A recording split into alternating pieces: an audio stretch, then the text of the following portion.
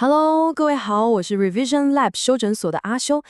我們今天來聊一個我覺得非常根本也非常困難的問題：一個文化要怎麼走向現代化，但又不是單純的複製西方模式。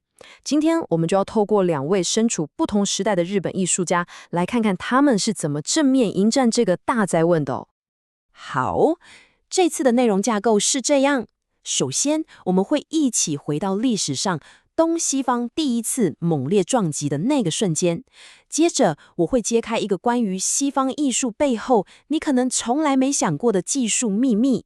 再來呢，我們會深入認識兩位藝術家，看看他們各自提出了什麼樣激進的解法。最後，我們來思考一下，這一切對於活在今天的我們，到底有什麼樣的啟發？OK， 我們的故事要從一個關鍵的年份開始說起，那就是1853年。那一年發生了一件大事，可以說是徹底的改變了日本的命運，也重新定義了它跟整個世界的關係。這句話是我們今天其中一位主角藝術家藤漢正樹說的。他這句話可以說是一針見血，直接點出了那個核心的矛盾，就是那種感覺自己的現代化好像只是一種模仿，而不是從自己文化土壤裡長出來的那種掙扎跟焦慮。你可以想象一下那個畫面，當美國海軍將領培里的黑船冒着黑煙駛進日本港口的時候，那不只是一種武力或技術上的斬壓，它更是一場文化上的巨大衝擊。它等於是強迫兩種可以說是活在不同次元的世界觀進行了一次硬碰硬的正面對決。好，接下來這個對比就非常有意思了，它完美的呈現了兩種文化的巨大差異。你看哦，當時的日本浮世繪畫家在畫這些黑船的時候，他們畫的根本不是一艘船，而是一隻活生生的、充滿威脅性的巨大怪物。這是一種非常主觀、充滿情緒的表達。但另一邊呢，西方人帶着相機和素描家，他們用的是一種技術來客觀地、事實地記錄這艘船的結構跟船員的樣貌。一個是情感的投射，另一個是事實的記錄。這個根本性的差異，就是後來所有故事的起點。不過話說回來，我們常常覺得西方那種很逼真的寫實畫風，是一種客觀的再現。但你有沒有想過，這真的純粹是靠藝術家的天才跟苦練嗎？或者說，他們會不會其實有什麼我們不知道的秘密武器？接下來這個答案可能會讓你嚇一跳。沒錯，事實上，西方從文藝復興時期開始，那些能夠畫出像照片一樣逼真畫作的大師們，確實有一個秘密武器。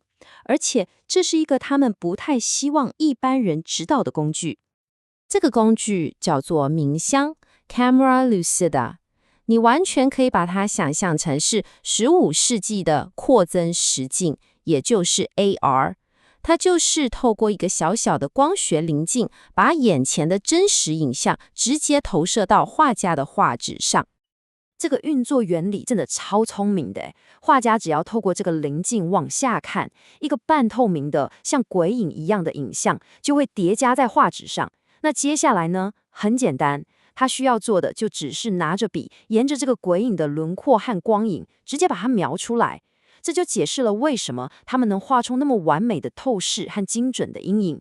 但重點是，他們希望你相信，這一切都源自於他們的藝術天賦，而不是靠這個小工具作弊。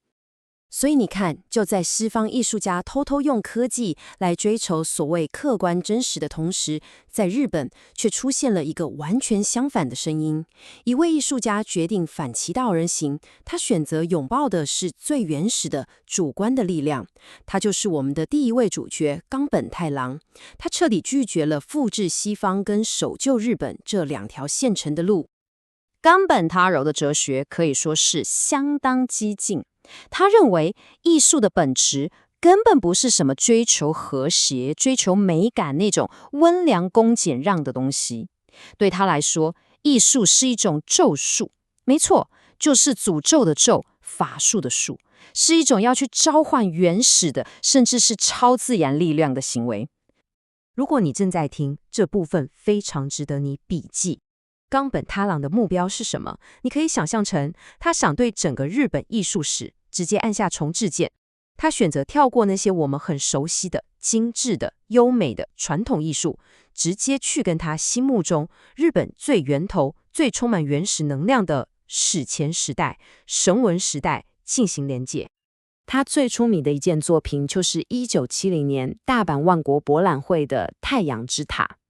當時博覽會的主題是人類的進步與和諧，聽起來非常正面吧？但岡本太郎完全不買單。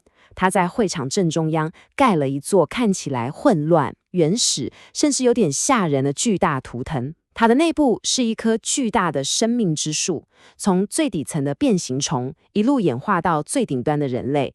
但最有趣的是什麼？這座塔原本活動結束就要拆掉，結果後來被民間聯署給救了下來。其中一個重要的原因，竟然是當時有傳言說，如果誰敢拆掉這座塔，就會遭到祟，也就是詛咒。這不就恰恰證明了岡本的觀點嗎？他的藝術品真的擁有了咒術般的力量。他的另一件作品《明日的神話》則完美體現了他對衝突的哲學。這是一幅長達30公尺的巨大壁畫，主題是原子彈。你想，這應該是個很沉重的主題吧？但他畫的是核爆的恐怖毀滅，但同時在那些毀滅的火焰當中，你又可以看到新生的嬰兒。它呈現的不是一個簡單的非黑即白的訊息，而是一種強烈的生與死並存的矛盾感。更有戲劇性的是，這幅畫曾經一度人間蒸發超過30年，最後才在墨西哥北奇蹟似的找到，現在就展示在人來人往的東京澀谷車站。接下來我們進入下一個關鍵點，我們把時間快轉到數位時代，來看看我們的第2位藝術家藤半正樹。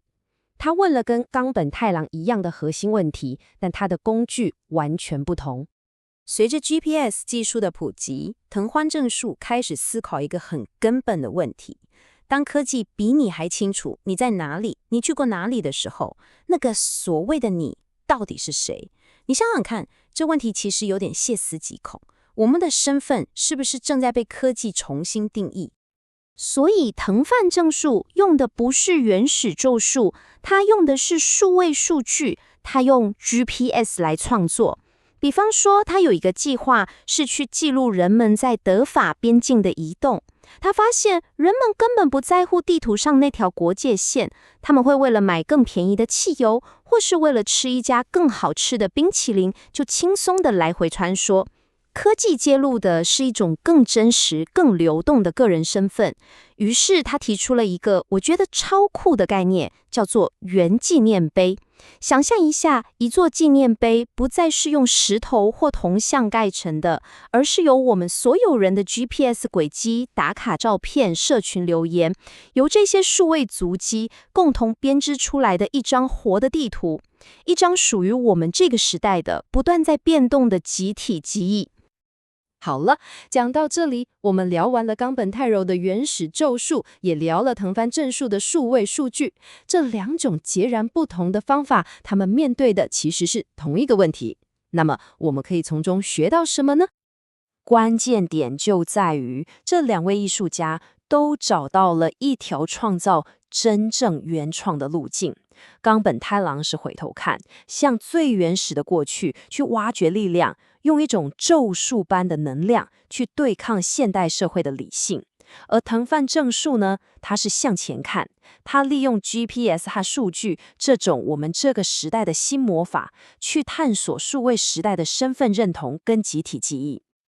我們把剛剛講的重點快速整理一下。